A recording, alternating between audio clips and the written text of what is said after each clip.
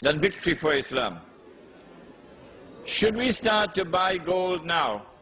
Yes, yes, yes.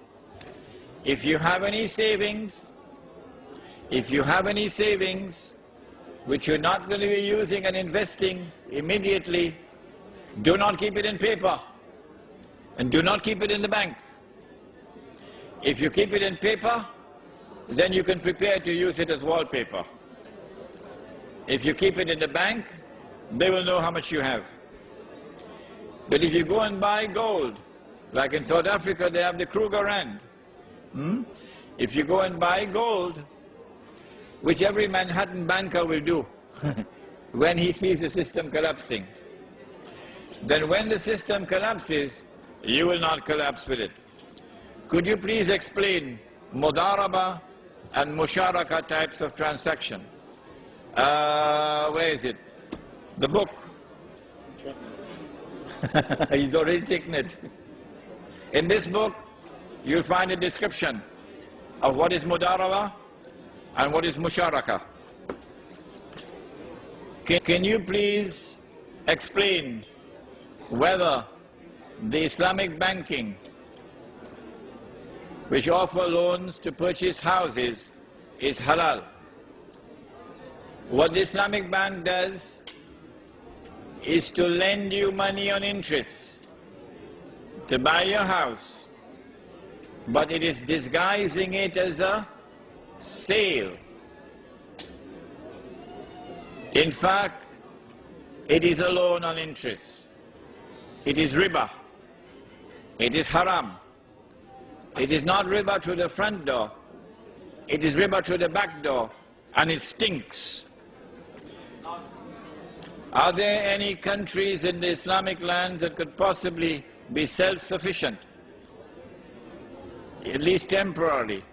What is the strength of the international monetary system is directly related to the extent of a country's involvement in the system. Couldn't the Muslim countries use their resources to disengage from the international monetary system? For example, to sell your oil for gold. This is a beautiful idea, beautiful idea. But would the government of Saudi Arabia demand gold for the oil? No, the Marines will land. And the Saudi government will be gone, it will be history. You're a client state. There's only one country in the Muslim world today, only one, which seems to have understood that this international monetary system is fraudulent. Only one leader, and he is Dr. Mahathir of Malaysia. It is curious that two of us have been lecturing on this subject in Malaysia for the last few years. Umar Vadilio of the Murabitun and your brother Imran. And it seems as though our lectures, because the special branch are always there, to listen to our lectures, that our lectures have reached the ears of Dr. Mahathir. And so now he's seeking to introduce the Islamic dinar, the gold coin. If Dr. Mahathir restricts himself to the use of the dinar only for international trade, the Jews may allow him to get away with it,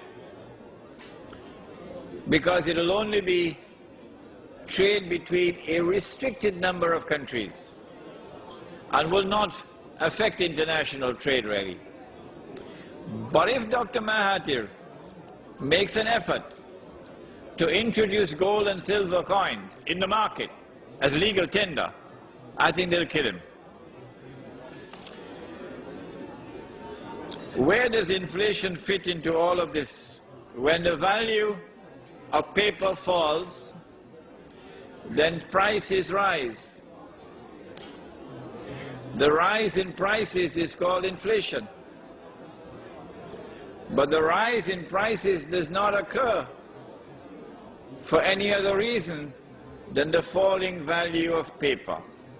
When once we remove paper money and we replace it with sunnah money, which has intrinsic value,